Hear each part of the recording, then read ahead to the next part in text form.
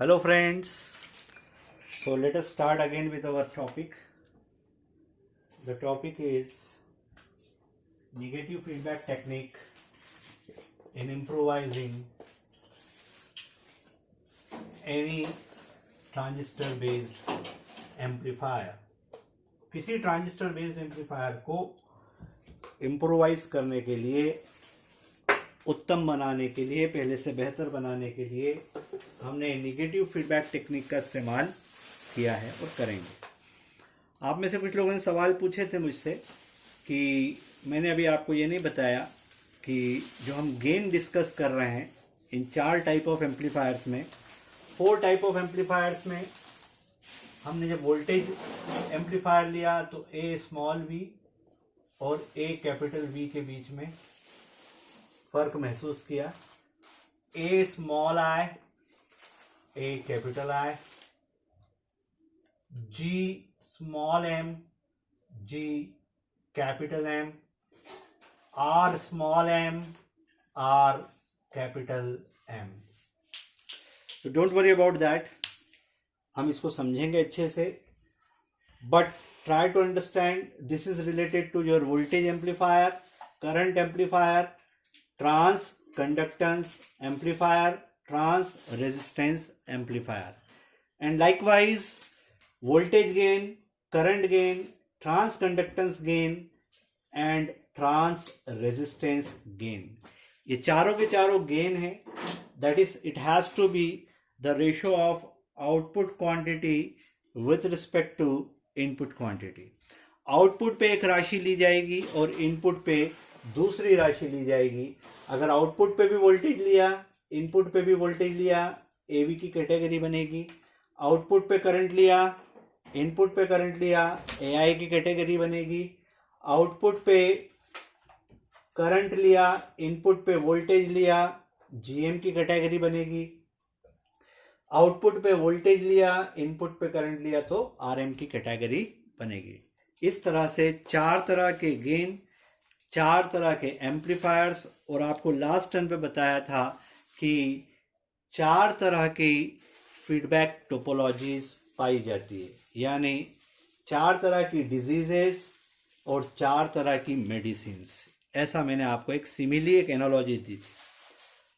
तो इस तरह के जो प्रॉब्लम्स होंगे आप आगे देखेंगे, इसमें सबसे बड़ा जो चैलेंज होता है, जो सबसे बड़ा जो चुनौती होती है सबसे बड़ी, वो डायग्नोसिस है। यानी ये पता लगाना कि किसी भी गिवन प्रॉब्लम में जो आपको सर्किट डायग्राम दिया है, उस सर्किट डायग्राम में वो जो एम्पलीफायर या बेसिक एम्पलीफायर दिया है वो किस कैटेगरी को बिलोंग करता है, उसका संबंध किस प्रकार की एम्पलीफायर की टाइप से है। एक बार ये निर्धारित हो गया तो आगे का काम आपका सरल हो जाएगा और आप आगे जाके जो रिजल्ट्स एक्वायर करेंगे वो करेक्ट होंगे। अब यहाँ पर एक चैलेंज है, एक दिक्कत वाली बात है कि अगर आपने स्टार्टिंग में डायग्नोसिस ही गलत कर लिया तो आपका आगे का जो प्रॉब्लम है पूरा ऑटोमेटिकली कंसेप्चुअली रॉन्ग हो जाएगा। आप ये नहीं कह सकते कि हमने आगे का मैथमेटिक्स करेक्ट करा है या हमने ठीक है डायग्नोसिस गलत कर लिया लेकिन बाकी का हमने जो ट्रीटमेंट करा है वो तो ठीक करा है। But that is invalid kind of excuses, because a person जिसने ऐसा कोई जवाब लिखा है उसको 0 मार्क्स ही मिलते हैं इसी सिचुएशन में। सो एनी हाउ, आपको मैं ये सब बताऊंगा। मैं आपसे बार बार कह रहा हूँ, A small V, A capital V, A small I, A capital I, G small M, G capital M, R small M, R capital M में फ़र्क मैं आपको बताने वाला हूँ। आप में से कुछ लोगों ने कमेंट्स में लिखा है कि सर आपने इसका फ़र्क नहीं बताया।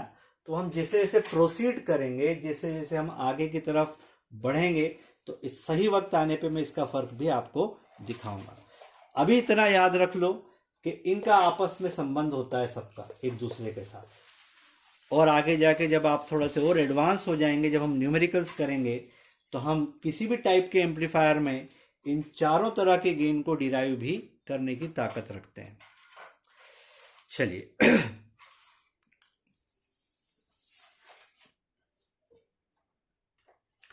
ओके गाइस, अब देख लीजिए, आप सामने एक सर्किट बना है। It is again A schematic diagram. ये भी एक तरह का स्कीमेटिक डायग्राम है।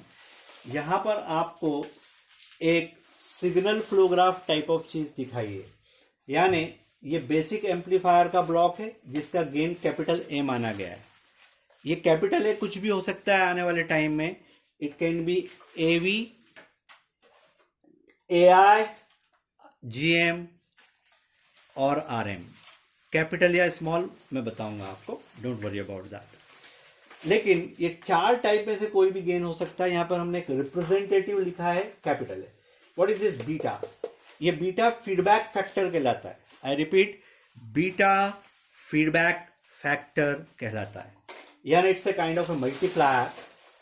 यहां पर जो आउटपुट आया वो आउटपुट यहां से सैंपल करके यहां पहुंचाया, एक्सओ बीटा से मल्टीप्लाई होकर यहां गया, यानी एक्सएफ की practical value beta times XO बन गई। So this is a kind of a circuit which processes the signal. इधर से एक्सओ आया, बीटा से मल्टीप्लाई हुआ, गुणित हुआ, बीटा एक्सओ गया, बीटा एक्सओ का नया नाम रख दिया एक्सएफ। एक्सएफ यहां पहुंचा, इधर से आया हमारा ओरिजिनल सिग्नल एक्सएस।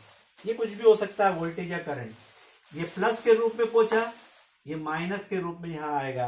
कारण हम निगेटिव फीडबैक पढ़ रहे हैं, तो निगेटिव फीडबैक में जो फीडबैक सिग्नल होता है और जो फॉरवर्ड ओरिजिनल सिग्नल होता है वो सबट्रैक्ट होते हैं, प्लस टू माइनस। अगर ये प्लस टू प्लस हो जाता तो ये पॉजिटिव फीडबैक बन जाता, बट ऐसा नहीं हो रहा है।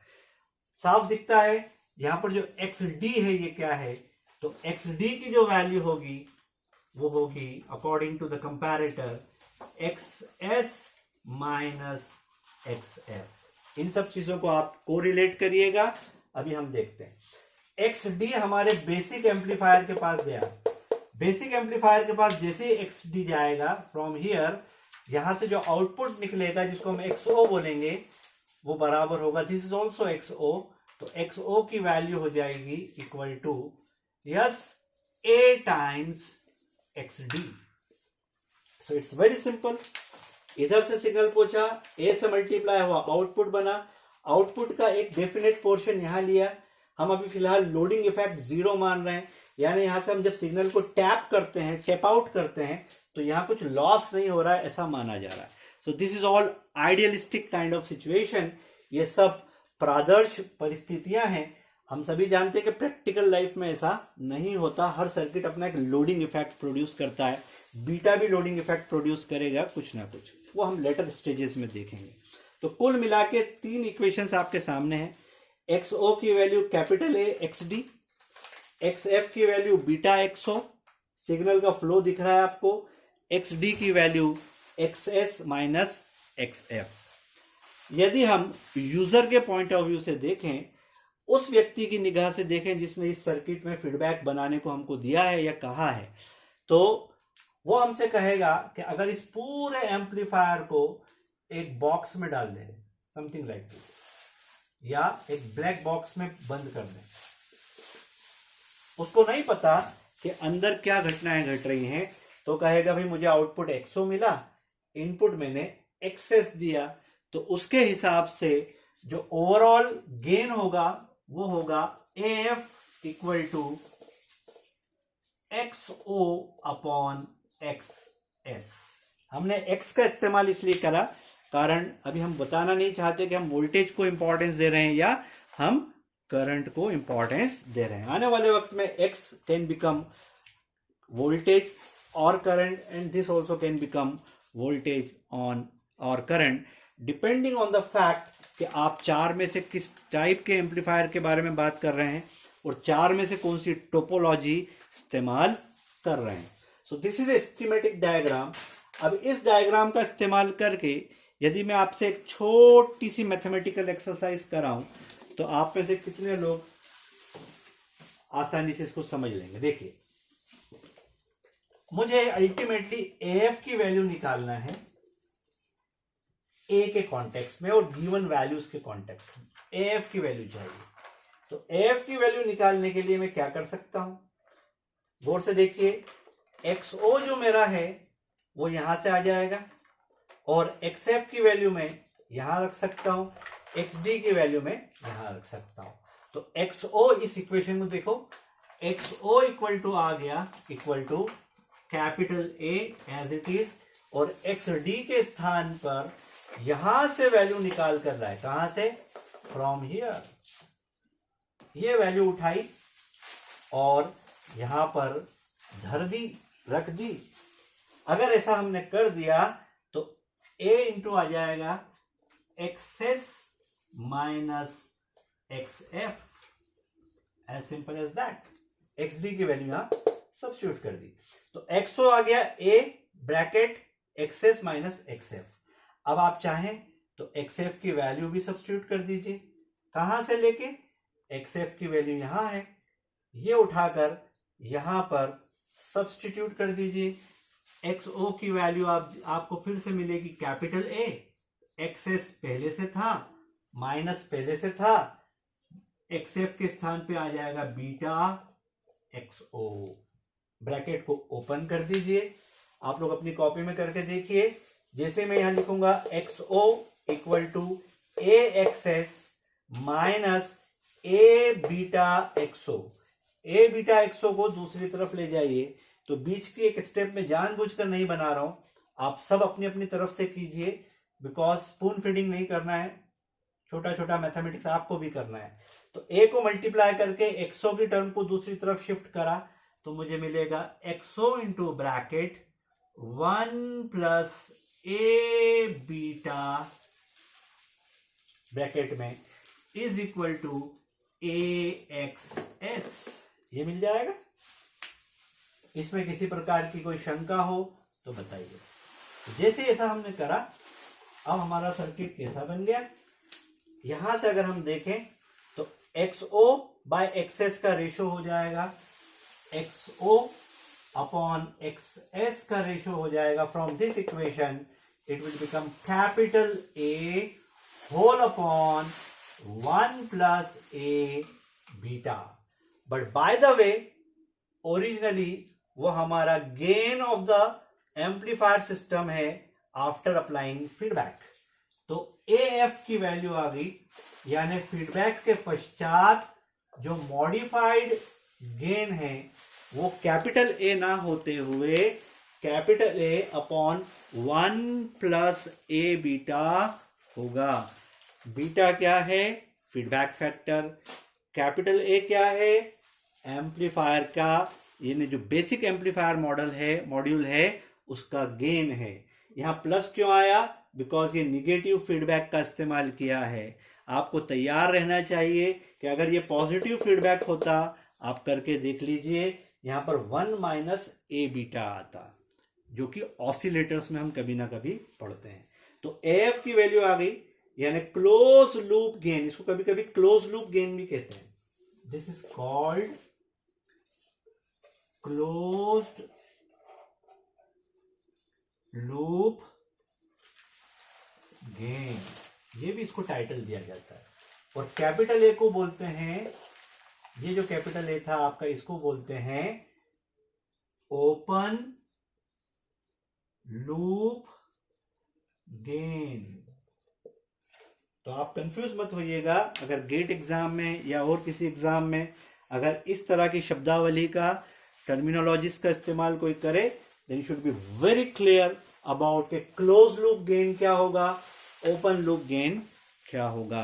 अब बीटा क्या है, beta is a representative kind of factor, जो कि अलग अलग परिदशा में, अलग अलग परिस्थितियों में अलग अलग तरह से पाया जाएगा।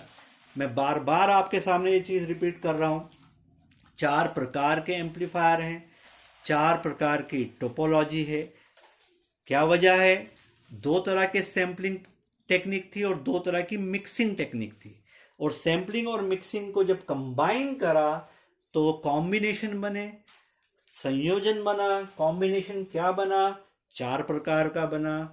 पहला वाला वोल्टेज सीरीज, आप देख लीजिए अपने पिछले लेक्चर में, voltage series, then current shunt, then you can say current shunt, current series और वोल्टेज शंट। 4 पॉसिबिलिटीज हैं, 4 प्रकार के एम्पलीफायर्स हैं। तैयार हो जाइए, ए भी 4 प्रकार से डिजिग्नेट किया जाएगा, बीटा को भी 4 प्रकार से डिजिग्नेट किया जाएगा।